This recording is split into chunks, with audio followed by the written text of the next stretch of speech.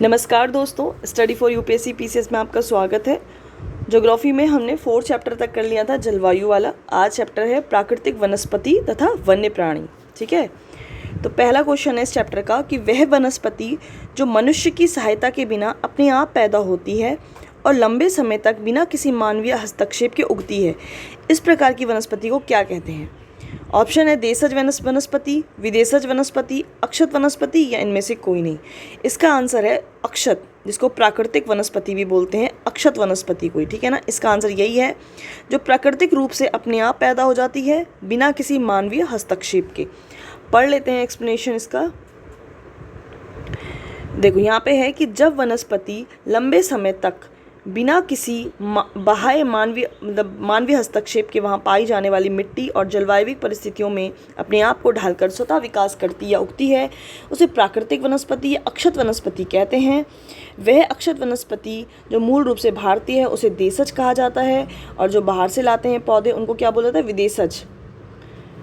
ठीक है ना, चलिए नेक्स्ट क्वेश्चन पे चलते हैं कि वनस्पतियों की विविधता के कारण आपको बताने हैं। कि देखा होगा आपने कहीं पे चीड़ के, जैसे ऊपर आप चले जाओगे नॉर्थ इंडिया जो बिल्कुल हिमालय वाला क्षेत्र है, उसमें चीड़ के पेड़ पाए जाते हैं। वहीं राजस्थान में मरुस्थल में आपको कांटेदार वृक्ष पाए जाएंगे। वहीं पश्चिमी घाट हो गया सदाबहार वन, गारो खासी जनते में सदाबहार वन। तो ऐसी अलग अलग विविधताएँ हैं भारत में ना, कहीं पर भी। मतलब मेन मैं भारत का बता रही हूँ, तो भारत में विविधताएँ हैं हर उस, तो क्यों कारण है उसका कारण बताने कि वनस्पतियों में विविधता क्यों है भाई, बताओ। तो पहला ऑप्शन है मृदा में विविधता, तापमान में अंतर, या नदियों की जल की मात्रा में अंतर। ठीक है ना, तो इसका आंसर हो जाएगा मृदा में विविधता और तापमान में अंतर। तीसरा वाला नहीं होगा, क्योंकि आप खुद ही देख लो, अगर मृदा में विविधता होगी तो ये हो सकता है कारण, और दूसरा तापमान में अंतर होगा तो ऑब्वियसली नेचुरल तापमान बढ़ेगा तो बारिश ज़्यादा होगी, है ना। तो चलिए पढ़ लेते हैं एक्सप्लेनेशन। तो इसका आंसर 1 और 2 बिल्कुल सही। और इसमें है कि विभिन्न स्थानों पर अलग अलग प्रकार की मृदाएं पाई जाती हैं जो कि विभिन्न प्रकार की वनस्पतियों का आधार है। जैसे मरुस्थल की बलुई मृदा में कटीली झाड़ियाँ, नदियों के डेल्टा क्षेत्र में पर्णपाती वन पाए जाते हैं। भूभाग का वनस्पति पर प्रत्यक्ष एवं अप्रत्यक्ष प्रभाव पड़ता है। पर्वत, पठार, मैदान एवं तटीय क्षेत्रों की वनस्पतियों में भिन्नता पाई जाती है। वनस्पतियों की विविधता तथा विशेषताएं तापमान और वायु की नमी पर निर्भर करती है। हिमालय पर्वत की ढलानों तथा प्रायद्वीपीय की पहाड़ियों पर 915 मीटर की ऊंचाई से ऊपर तापमान में गिरावट वनस्पति के पनपने और बढ़ने को प्रभावित करता है। अधिक वर्षा वाले क्षेत्रों में कम वर्षा वाले क्षेत्रों की अपेक्षा सघन वन पाए जाते हैं। ठीक है, सघन वन पाए जाते हैं कहाँ, जहाँ अधिक वर्षा होती है। नेक्स्ट है उष्णकटिबंधीय सदाबहार वन भारत के किन किन क्षेत्रों में पाए जाते हैं। आपको बताना है जो सदाबहार वन है वो किन किन क्षेत्रों में पाए जाते हैं। पहला है पश्चिमी घाट के पूर्वी ढाल पर, अंडमान निकोबार के द्वीप समूह में, अरावली पर्वत पर, उत्तर पूर्वी क्षेत्र की पहाड़ियों पर। मैंने आपको बताया था एक जब मैं पढ़ा रही थी जलवायु में कि जो पश्चिमी घाट है ये वाला, ठीक है ना, ये देखो पश्चिमी घाट है, यहाँ पे बहुत बारिश होती है और यहाँ पे बारिश होती है सबसे ज़्यादा, है ना। और अंडमान वगैरह में, अंडमान के द्वीप समूह में सबसे ज़्यादा बारिश होती है।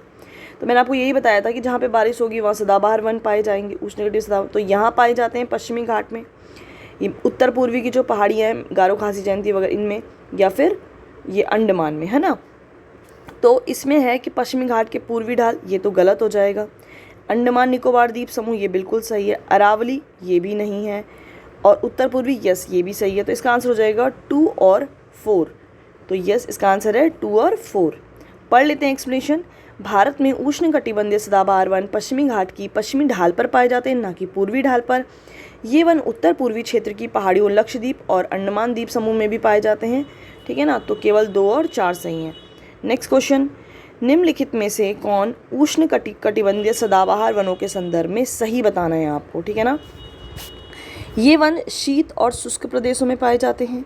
दूसरा, इन वन क्षेत्रों में वार्षिक वर्षा 200 सेंटीमीटर से अधिक होती है और ये वन विरल होते हैं। सदाबहार वनों की मैंने अभी आपको बताया जहाँ बारिश होती है बहुत ज़्यादा आर्द्र होता है वहाँ पे ना, तो शुष्क तो ये हटाई दो, शुष्क नहीं होगा, है ना, पहला तो हटाई दो। दूसरा बिल्कुल सही है, 200 सेंटीमीटर से ज़्यादा वर्षा होगी तभी तो वहाँ सदाबहार वन पाए जाएंगे ना। और ये वन विरल होते हैं नहीं, अभी हमने ऊपर पढ़ा सघन होते हैं, बहुत ही घने वन होते हैं ये, बहुत ही ज़्यादा। पश्चिमी घाट के जो वन होते हैं बहुत घने, जो भी सदाबहार वन होंगे बिल्कुल सघन वन होते हैं। ठीक है ना, तीसरा हटा दो, पहला हटा दो, तो केवल 2 इसका आंसर आ जाएगा। ठीक है, पढ़ लेते हैं इसका, और आंसर भी, हाँ आंसर बिल्कुल सही है। उष्णकटिबंधीय सदाबहार वन उष्ण और आर्द्र प्रदेशों में पाए जाते हैं, जहाँ वार्षिक वर्षा जो होती है 200 सेंटीमीटर से अधिक होती है और औसत तापमान कितना होता है 22 डिग्री सेल्सियस से अधिक रहता है। उष्णकटिबंधीय वन सघन और परतों वाले होते हैं, जहाँ भूमि में झाड़ियाँ और बेलें होती हैं। चूँकि इन पेड़ों के जो पत्ते झड़ने, फूल आने और फल लगने का समय अलग अलग है, इसलिए ये वर्ष भर हरे भरे दिखाई देते हैं। इन वनों में पाई जाने वाली प्रजाति कौन कौन सी देख लीजिए। मुख्य वृक्ष जैसे रोजवुड हो गया, महोगनी हो गया, आबनुस हो गया, आबनुस, एबोना, सिनकोना वगैरह। ये पूछा जाता है कि रोजवुड, महोगनी, सिनकोना ये किसके विशेषताएं हैं, शीतोष्ण के, उष्णकटिबंधीय सदाबहार के। तो ये किसके हैं? उष्णकटिबंधीय सदाबहार वनों के, ठीक है ना। नेक्स्ट क्वेश्चन, भारत में सर्वाधिक किस प्रकार के वनों का विस्तार है। अच्छा, सर्वाधिक बताना है आपको कि भारत में किस प्रकार के वनों का सबसे ज़्यादा विस्तार है। उष्णकटिबंधीय पर्णपाती वन, कटीले वन, उष्ण सदाबहार वन या पर्वतीय वन। तो इसका आंसर हो जाएगा पर्णपाती वन। पत्ते झड़ जाते हैं जिनके ना, एक मौसम में पत्ते झड़ जाते हैं, उन्हीं को बोलते हैं पर्णपाती, जिनमें फिर नए पत्ते आते हैं। तो इसका आंसर ए हो जाएगा। उष्णकटिबंधीय पर्णपाती वन भारत में सबसे अधिक क्षेत्रफल में फैले हुए हैं। इन वनों को मानसूनी वन भी कहा जाता है। ये वन उन क्षेत्रों में पाए जाते हैं जहाँ वार्षिक वर्षा 70 से 200 सेंटीमीटर होती है। जल उपलब्धता के आधार पर इन वनों को आर्द्र और शुष्क पर्णपाती वनों में विभाजित किया जाता है, ठीक है। नेक्स्ट क्वेश्चन, चंदन, आंवला, महुआ और सागौन, बांस आदि प्रजाति बतानी है आपको। किस प्रकार के वन हैं?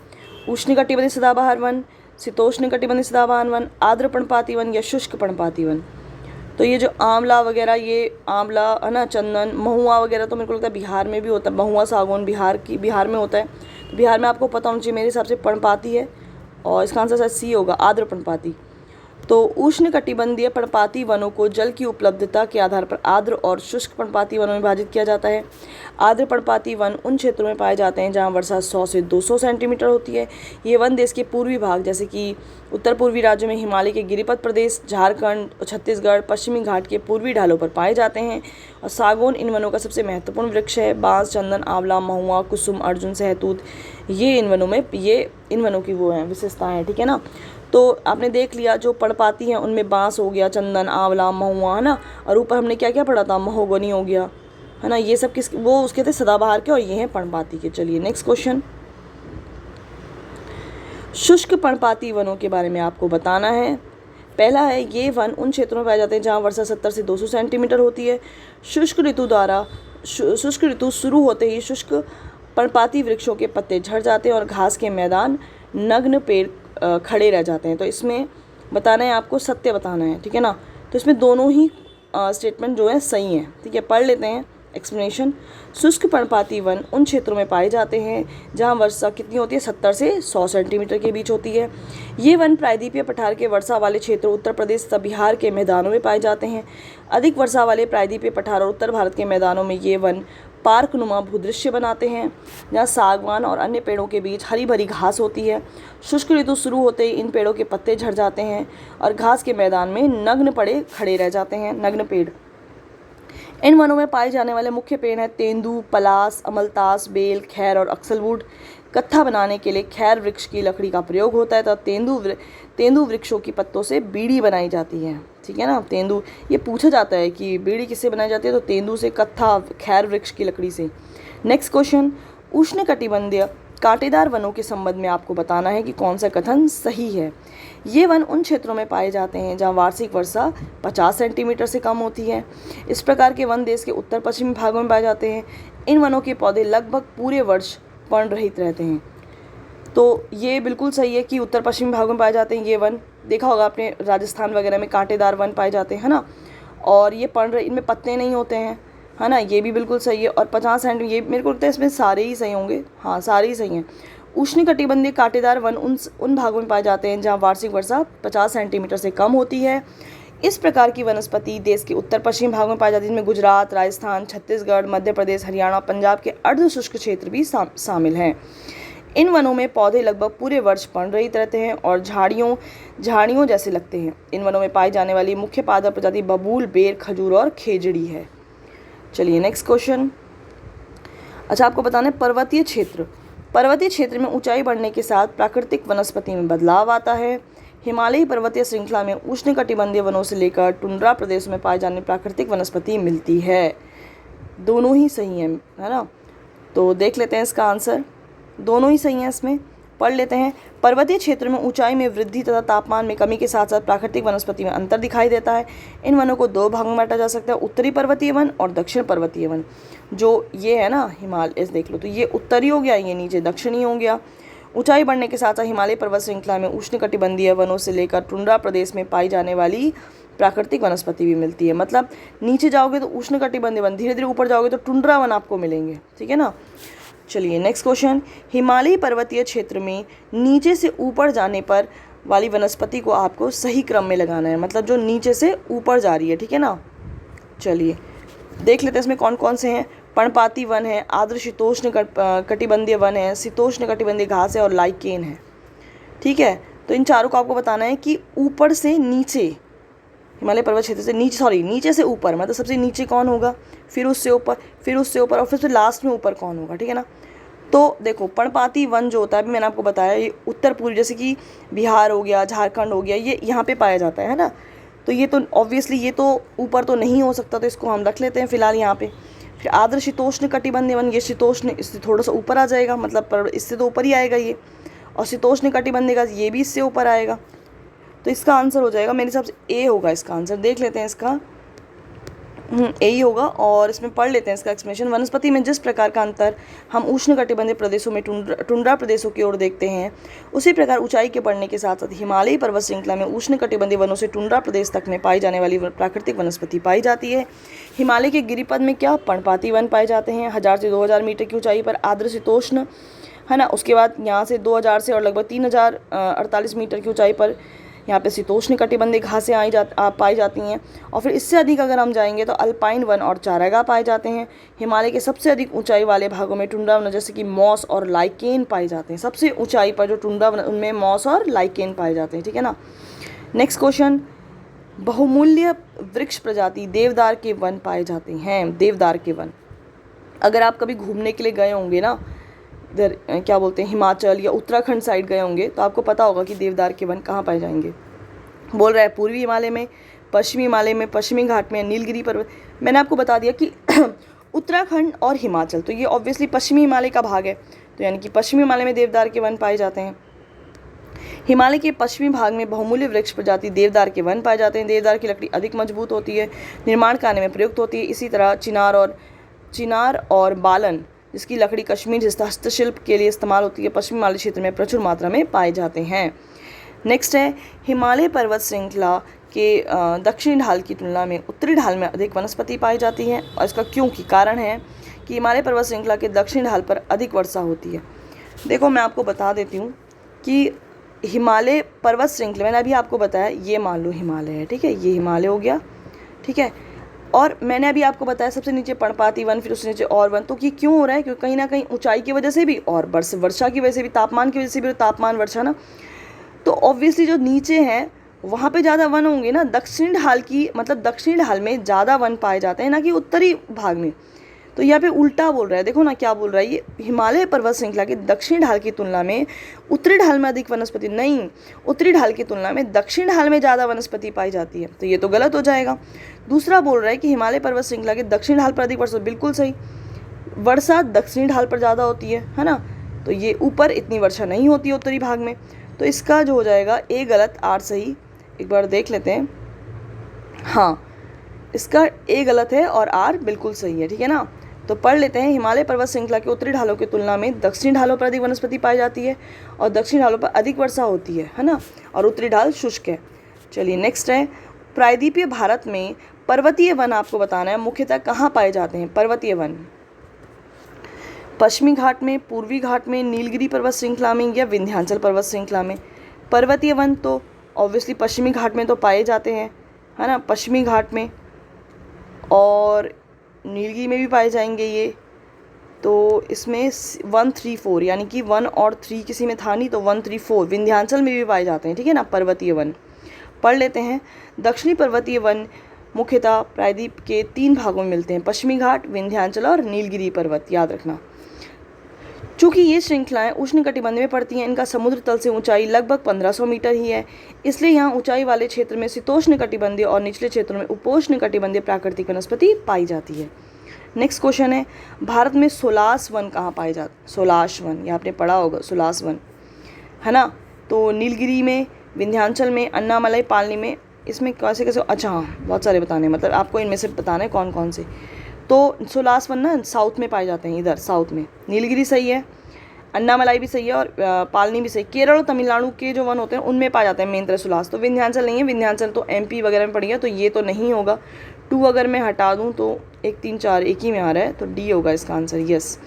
नीलगिरी और अन्नामलाई और पालनी पहाड़ियों पर पाए जाने वाले शीतोष्णकटिबंधीय वनों को क्या बोला जाता है? Solas one. और इन वनों में कौन कौन से वृक्ष होते हैं? मग्नोलिया, लैरल, सिनकोना और वेटल। ये आर्थिक महत्व भी है इन वनों का, याद रखना। पर्वतीय क्षेत्रों में ऊंचाई बढ़ने के साथ तापमान में कमी आने के कारण प्राकृतिक वनस्पति में भी बदलाव आता है। मैंने आपको ऊपर भी बता दिया था कि जब तापमान में कमी आती है तो ऑब्वियसली तापमान एक कारण है विविधताओं का, है ना। तो जब कमी आएगी तो वनस्पति थोड़ा सा कम हो जाएगी। तमिलनाडु, केरल और कर्नाटक प्रांत की पर्वत श्रृंखलाएं उष्णकटिबंधीय क्षेत्र में पड़ती हैं। इनकी समुद्र तल से ऊंचाई कितनी है? 1500 मीटर। यहाँ ऊंचाई वाले क्षेत्रों में शीतोष्णकटिबंधीय और निचले क्षेत्रों में उपोष्णकटिबंधीय प्राकृतिक वनस्पति पाई जाती है। अतः नीलगिरी, अन्नामलाई और पालनी पहाड़ी पर पाए जाने वाले शीतोष्णकटिबंधीय वनों को क्या बोला जाता है? सोलास वन बोला जाता है, ठीक है ना, सोलास वन, याद रखना। चलिए नेक्स्ट क्वेश्चन, मैंग्रोव वनों के संदर्भ में आपको बताना है, मैंग्रोव वनों के, ठीक है ना। मैंग्रोव तटवर्ती क्षेत्रों में, वहाँ जहाँ ज्वार भाटा आते हैं, वहाँ की सबसे महत्वपूर्ण वनस्पति है ना। दूसरा है, मैंग्रोव पौधों की जड़ें पानी में डूबी रहती हैं। मैंग्रोव वन अगर आपने देखे होंगे या पढ़े भी होंगे ना, तो आपको पता होगा कि तटवर्ती क्षेत्रों में पाए जाते हैं। जो तटवर्ती क्षेत्र होते हैं ना, उनमें उनकी जड़ें क्या होती हैं? पानी में डूबी रहती हैं। तो ये दोनों स्टेटमेंट सही हैं, पढ़ लेते हैं। मैंग्रोव तटवर्ती क्षेत्रों में जहाँ ज्वार भाटा आते हैं, सबसे महत्वपूर्ण वनस्पति है। मिट्टी और बालू इन तटों पर एकत्रित हो जाते हैं, और मैंग्रोव पौधों की जो जड़ें होती हैं वो पानी में डूबी रहती हैं। अब मैंग्रोव वनस्पतियों के बारे में आपको बताना है, कौन कौन से कारण आपको बताना है कि आवश्यक हैं इसमें, ठीक है ना। लवणीय दलदल, ज्वारीय संक्रिय खाड़ी, 200 सेंटीमीटर उससे अधिक की औसत वार्षिक वर्षा, या पंक मैदान। तो मेरे हिसाब से इसमें जो हो जाएगा, इसमें 2 3 4 मुझे लग रहा है, एक बार देख लेते हैं इसका। 1 2 4, अच्छा तीसरा नहीं है। 200 सेंटीमीटर से इसमें कोई वो नहीं है, औसत वर्षा तो ऐसा कोई ज़रूरी नहीं है इसमें। 1 2 4 हो जाएगा। लवणीय दलदल, ज्वारीय संक्रिय खाड़ी और पंक मैदान। पंक यानी कि कीचड़ वाला दलदली मैदान, दलदली मैदान, ये तो बहुत आवश्यक होता है इसके लिए, ठीक है। 1 2 4 हो जाएगा। तो पढ़ लेते हैं। मैंग्रोव वनस्पति लवणीय दलदल, ज्वारीय संक्रिय खाड़ी और पंक मैदान और ज्वारनद मुख्य तटीय क्षेत्रों में अच्छी तरह उगती है, ठीक है। 4 हो जाएगा, ये याद रखना कहाँ कहाँ उगती है। वर्षा की मात्रा का मैंग्रोव वनस्पति के विकास के सीधा संबंध नहीं है उसका, मतलब सीधा डायरेक्ट संबंध नहीं है, इनडायरेक्ट संबंध है वर्षा का, ठीक है ना। चलिए नेक्स्ट क्वेश्चन, निम्नलिखित में से किन नदियों के डेल्टाई भागों में मैंग्रोव वन पाए जाते हैं? डेल्टाई भागों में गंगा, गोदावरी, महानदी, कृष्णा। तो ये ना सारी जितनी भी नदी, जैसे गंगा है वो यहाँ पे जो आ रही है, मतलब पश्चिम बंगाल से यहाँ पे, मतलब इधर से ये ऊपर वाला सा वो कर दो, इधर है सॉरी, है ना। तो ये चारों ही होंगे। गंगा के भी डेल्टा में मैंग्रोव वन पाए जाते हैं, गोदावरी में, महानदी में भी और कृष्णा में भी, ठीक है ना। तो इसका आंसर क्या हो जाएगा? उपयुक्त सभी। पढ़ लेते हैं। भारत में मैंग्रोव वन का क्षेत्र विश्व के मैंग्रोव क्षेत्र का लगभग 7% है। ये आपको इंपॉर्टेंट याद रखना है कि कितना परसेंट है, 7%। ये भी पूछ सकता है स्टेटमेंट सहित। भारत में ये वन अंडमान और निकोबार द्वीप समूह, पश्चिम बंगाल में गंगा ब्रह्मपुत्र नदी और पर स्थित सुंदरबन डेल्टा में अत्यधिक विकसित है। इसके अलावा ये वन महानदी, गोदावरी और कृष्णा नदियों के डेल्टाई भागों में भी पाए जाते हैं। अब आपको बताना है सामाजिक वानिकी, मतलब सामाजिक वानिकी क्या है, परिभाषित इसमें बताना है वो कौन सा सही है। किसानों द्वारा अपनी खाली पड़ी भूमि में वृक्षारोपण करना, मरुस्थलीय क्षेत्रों में वृक्षारोपण कर विकास करना, है ना। तीसरा है पर्यावरणीय, सामाजिक व ग्रामीण विकास में मदद के उद्देश्य से वनों का प्रबंध और सुरक्षा तथा ऊसर भूमि पर वनरोपण। चौथा है ग्रामीण एवं पर्वतीय क्षेत्रों में मृदा अपरदन को कम करने के लिए वनों का विकास, ठीक है। तो इसमें से आपको क्या बताना, सामाजिक वानिकी बताना था। सामाजिक वानिकी क्या है, ठीक है। तो इसका आंसर हो जाएगा सी, पर्यावरणीय, सामाजिक व ग्रामीण विकास में मदद के उद्देश्य से वनों का प्रबंधन और सुरक्षा तथा ऊसर भूमि पर वन रोपण, इसको बोलते हैं सामाजिक वानिकी। तो इसका देखो यहाँ पे भी वही डेफिनेशन दे रखी है। क्या करना है? ग्रामीण विकास में मदद के उद्देश्य से वनों का प्रबंधन करना है, सुरक्षा करना है और ऊसर भूमि की बंजर भूमि पर वन रोपण करना है। अब इसमें क्या क्या, इसमें किस किस को शामिल किया जाता है ये आपको बताना है। ये इंपॉर्टेंट है सामाजिक वानिकी, ठीक है ना, बहुत ज़्यादा चल भी रहा है आजकल ये। तो इसलिए इम्पॉर्टेंट है ये। इसमें आपको बताना है कौन कौन से शामिल है, शहरी वानिकी, ग्रामीण वानिकी, मरुस्थलीय वानिकी या फार्म वानिकी। तो याद रखना इसको तीन उसमें शामिल किया गया सामाजिक वानिकी को, ठीक है ना। शहरी बिल्कुल सही है, ग्रामीण बिल्कुल सही, मरुस्थली नहीं है, फार्म वानिकी है। तो 1, 2, 4 यानी कि डी इसका आंसर हो जाएगा। पढ़ लेते हैं एक्सप्लेनेशन। देखो डी, राष्ट्रीय कृषि आयोग 1976 से 79 में जो सामाजिक वानिकी को 3 भागों में बांटा गया उसके आधार पर शहरी वानिकी, ग्रामीण वानिकी और फार्म वानिकी, ये आपको याद रखना है। नेक्स्ट क्वेश्चन, इसमें आपको बताना है कि कौन सा कथन सत्य है इन 2 स्टेटमेंट में। शहरों और उसके इर्द गिर्द निजी व सार्वजनिक जगहों पर वृक्ष लगाना, उनका प्रबंधन करना, ये सब शहरी वानिकी के अंतर्गत आता है। फार्म वानिकी के अंतर्गत किसान अपने खेतों में व्यापारिक महत्व वाले पेड़ों को लगाते हैं। ये दोनों ही कथन बिल्कुल सही हैं। और अभी मैंने पढ़ाया कि राष्ट्रीय कृषि वानिकी जो आयोग है, राष्ट्रीय कृषि आयोग, उसने इसको 3 भागों में बांटा है। शहरों उसके इर्द गिर्द निजी व सार्वजनिक भूमि जैसे हरित पट्टी, पार्क, सड़कों के साथ खाली जगह, औद्योगिक व व्यापारिक स्थलों पर वृक्ष लगाना, उनका प्रबंधन करना, ये सब किस में आता है, शहरी वानिकी में। फार्म वानिकी में क्या आएगा, किसान अपने खेतों में व्यापारिक महत्व वाले या दूसरे पेड़ लगाते हैं। वन विभाग इसके लिए छोटे और मध्यम किसानों को निःशुल्क पौधे उपलब्ध कराते हैं, ठीक है। अब ग्रामीण वानिकी, अभी किसका था, शहरी वानिकी, अब ग्रामीण वानिकी। ग्रामीण वानिकी के संदर्भ में आपको बताना है, कृषि वानिकी के अंतर्गत वानिकी और कृषि एक साथ की जाती है।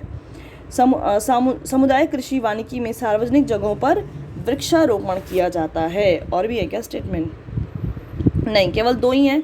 तो इसमें दोनों के दोनों बिल्कुल सही हैं, ठीक है ना। इसका आंसर सी हो जाएगा। 1 और 2 दोनों पढ़ लेते हैं। इसमें ग्रामीण वानिकी में कृषि वानिकी और समुदाय कृषि वानिकी को बढ़ावा दिया जाता है। कृषि वानिकी का अर्थ होता है कृषि योग्य तथा बंजर भूमि पर पेड़ और फसलें एक साथ लगाना। इसका अभिप्राय है वानिकी और खेती एक साथ करना, जिसमें खाद्यान्न, चारा, ईंधन, इमारती लकड़ी और फलों का उत्पादन एक साथ किया जाए।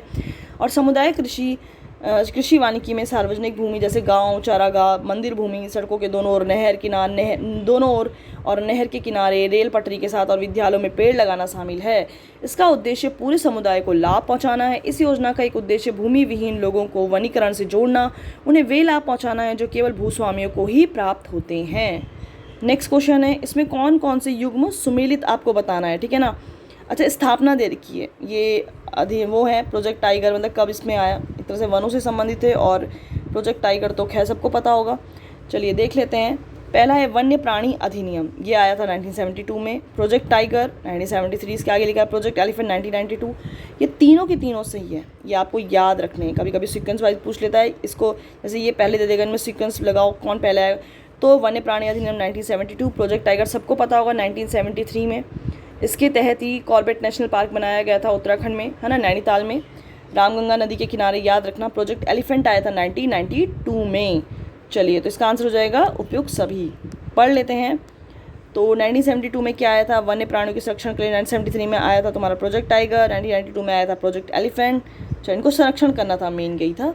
वन्य प्राणी अधिनियम के बारे में आपको बताना है कि कौन सा कथन सत्य है इसमें, ठीक है ना, कौन सा कथन सत्य है 1972 में।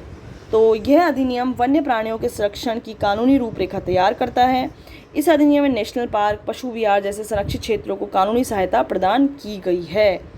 इसमें आपको बताना है कौन से सही हैं। तो ये दोनों के दोनों सही हैं। इसमें एक बार देख लेते हैं, हाँ, और पढ़ भी लेते हैं कि क्या है। वन्य प्राणी अधिनियम 1972 में लागू, अभी ऊपर मैंने आपको बताया था, संरक्षण करना था वन्य प्राणियों को।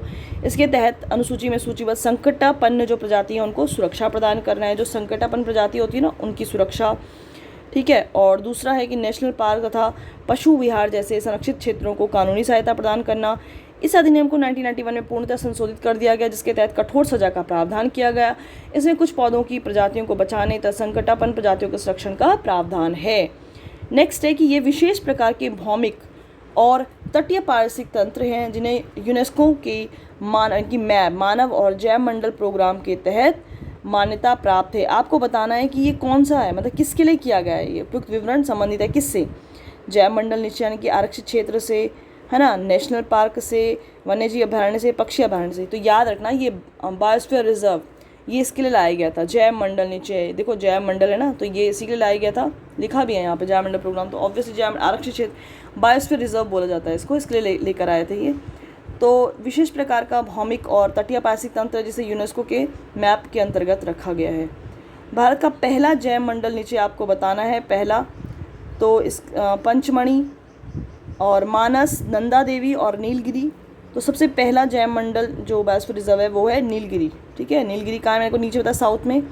इसकी स्थापना कब की गई थी? 1986 में। और पहला नेशनल पार्क अभी मैंने आपको बता दिया है। ठीक है, कौन सा है? कॉर्बेट है।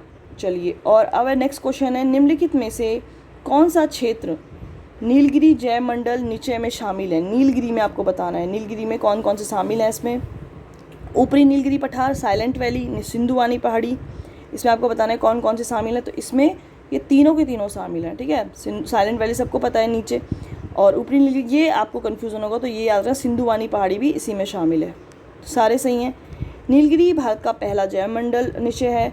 इसका कुल क्षेत्रफल 5520 वर्ग किलोमीटर है। इस जैव मंडल निचय में वायनाड तथा वन्य जीवन सुरक्षित क्षेत्र, नागरहोल, बांदीपुर, मुद्दुमुलाई, नीलूमर का सारा वन से ढका ढाल, और ऊपरी नीलगिरी पठार, साइलेंट वैली और सिंधुवानी पहाड़ियाँ, ये सब इसमें शामिल है नीलगिरी में। भारत में निम्नलिखित में से किन जैव मंडल निचय को यूनेस्को द्वारा वैश्विक नेटवर्क पर मान्यता प्राप्त है? आपको बताना है कि इसमें किस किस को मान्यता प्राप्त है यूनेस्को के द्वारा जैव मंडल मतलब बायोस्फीयर रिजर्व को। नंदा देवी, नीलगिरी, सुंदरवन और मन्नार की खाड़ी। तो इसमें आपको बताना है कि इसमें कौन कौन से शामिल हैं। तो इसमें सारे के सारे शामिल हैं ये, ठीक है ना, चारों के चारों शामिल हैं, नंदा देवी, नीलगिरी, सुंदरवन और मन्नार की खाड़ी। देखो 18 जैव मंडल नीचे मतलब बायोस्फीयर रिजर्व हैं, जिसमें कि 10 शामिल है यूनेस्को में। ठीक है, तो कौन कौन से देख लीजिए, इसको याद करना है आपको। नीलगिरी, नंदा देवी, सुंदरवन, मन्नार की खाड़ी, नोकरेक, पंचमणि, सिमलीपाल, अचानकमार, अमरकंटक, ग्रेट निकोबार, अगस्त्यमलई, ये सब आपको कहाँ है ये भी याद। नंदा देवी उत्तराखंड में है, मन्नार की खाड़ी आपका नीचे हो जाएगा, है ना, भारत तो इसके भी श्रीलंका के बीच में। नोकरेक आपका मेघालय में, सुंदरवन पश्चिम बंगाल, पंचमणि मध्य प्रदेश, सिमलीपाल उड़ीसा, अमरकंटक ये छत्तीसगढ़ में है ना, ये सब आपको याद करने हैं। चलिए नेक्स्ट क्वेश्चन, इसमें आपको दे रखा है जैव बायोस्फीयर रिजर्व और आपको मिलाना है कौन कहाँ है। अभी मैंने आपको बताया नंदा देवी उत्तराखंड, नोकरेक मैंने बताया मेघालय, डिब्रू सेखोवा असम में है, और अगस्त्यमलई कहाँ है? केरल और तमिलनाडु में है। तो इसका आंसर क्या हो जाएगा? ए का 1 और बी का 3, ए का 1 बी का 3 एक में ही है, फिर आ जाएगा डी का सी का 2 और डी का 4। इसका आंसर हो जाएगा सी, है ना, देख लो ये बिल्कुल सही। अब है नीलगिरी जैव मंडल नीचे का विस्तार किन राज्यों में? नीलगिरी का बताना है आपको, ठीक है ना। तो मैं अभी मैंने आपको बताया था नीलगिरी ऊपर बता चुकी हूँ, ये 3 राज्य में है, केरल, कर्नाटक, तमिलनाडु। आंध्र प्रदेश नहीं है इसका आंसर। 1 2 4 आंध्र प्रदेश नहीं है, केवल 3 है, तमिलनाडु, केरल और कर्नाटक।